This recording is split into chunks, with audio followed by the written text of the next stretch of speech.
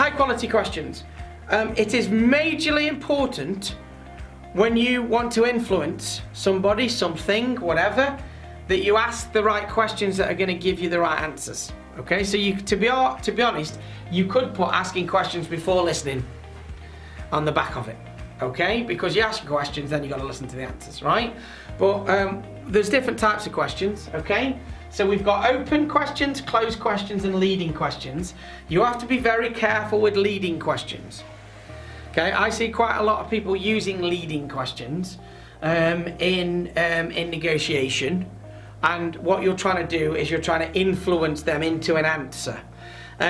That's fine and it works sometimes, but it can feel like you are railroading the other person into a narrow, a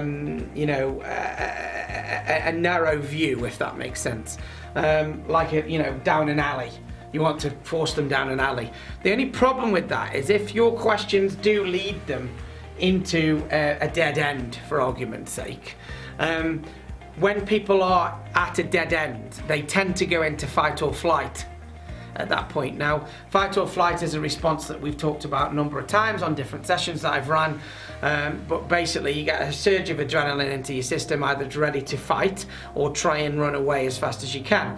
So if you are leading somebody down a path to get to a certain end, even if your intent is positive at this point, you might not get the reaction that you want, because if somebody then feels like they're trapped or it's a dead end, then they may go into a fight or flight response, and the conversation may not go in the way that you want it to go in.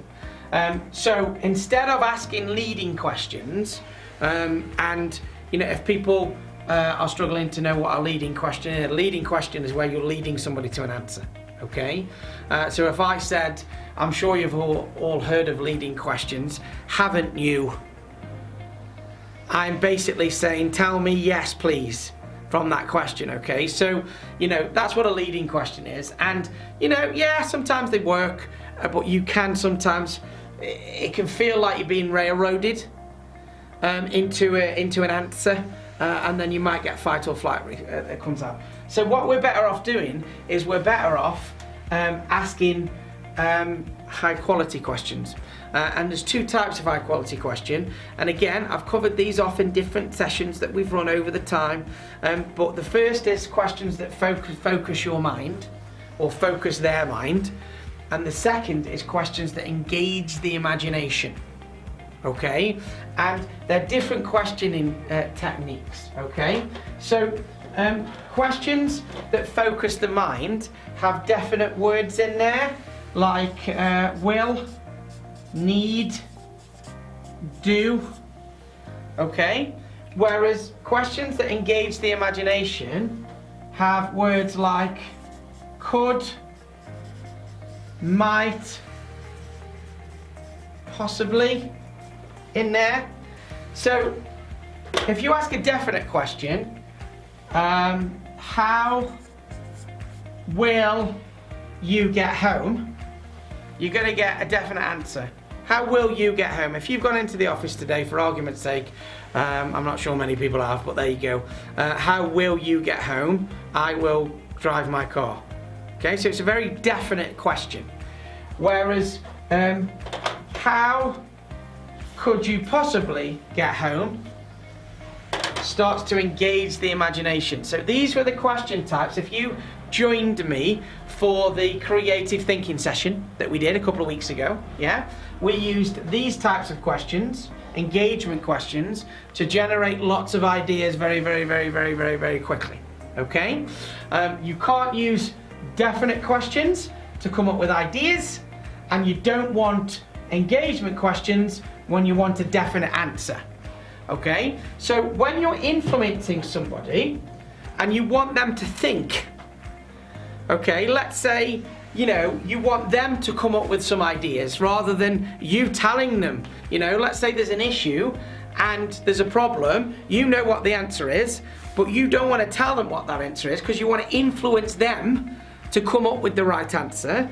Then you ask an engagement question. So, well, how might you deal with it? What possible ways are there to deal with it? How could you possibly fix it? And you'll notice I'm using coulds and possiblies.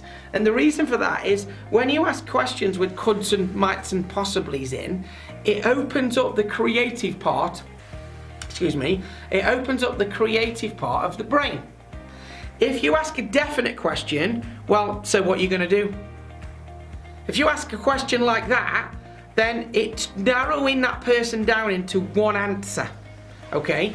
And they may not have it straight away either. So if you go, what are you going to do? They might go, well, I don't know, that's why I'm talking to you. Yeah, whereas if you approach that going, okay, well, how would you possibly deal with it? Who could possibly help you deal with it? Yeah, how might you solve that problem? So if you use language like that, it opens up the creative parts of people's brains and it enables them to think. So I would use this skill when I am coaching somebody. If I am coaching somebody and because it's not my job to tell them what to do when I'm coaching, it's my job to listen and facilitate their thinking and influence their thinking in order to come up with whatever they want to come up with. So I'm not influencing them to think my way. That's not what a coach does. I am influencing their thinking to come up with loads of ideas they've not already had in the past. So this is a technique that I would use when coaching. How could you possibly, what might you possibly do? Who could possibly help you in this situation? If you ask questions that are what we call high quality, so these are both high quality, but this one, focused, drives you down to one answer when you need it, okay? And this one engages the imagination to come up with lots of answers when you need it, okay? So there's a little bit more to asking questions, as you said. Closed questions are pretty rubbish, as you know, unless you want a yes or no answer, and then you're going to get it. Really, you want your questions to be open, but you also want to ask the right question at the right time. So, do you want to influence somebody's thinking so they come up with loads of ideas? Then you need to ask them a creating question. Coulds, mights and possiblies, okay? Are you asking a question where you want a definite one answer to it? Then you want to ask a focused question. What will you do? What do you need to do? Yeah? How will you do it? All those kinds of things. So I don't want to spend any more time on that today. If you want to know a little bit more about these question types, especially the creative one, then again, we did do a session on creative thinking a few weeks ago, and it's on your YouTube channel, so you can go and check that out.